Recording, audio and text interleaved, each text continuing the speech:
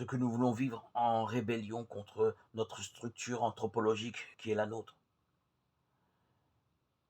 et que l'homme contemporain désire devenir enfin comme un dieu, ne dépendre de rien ni de personne, n'être plus limité dans sa liberté par celle d'un autre, pour un autre ou avec un autre.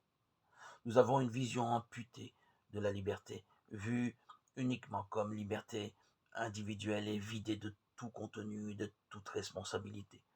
Or, une telle conception de la liberté repose sur une erreur théologique.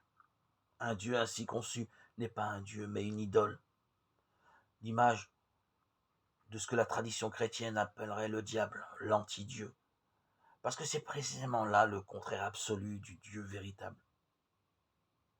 Le Dieu véritable est par essence tout entier être pour le Père, être de le Fils, être avec l'Esprit Saint.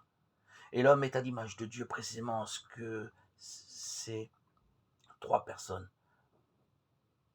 forment en lui la structure anthropologique fondamentale.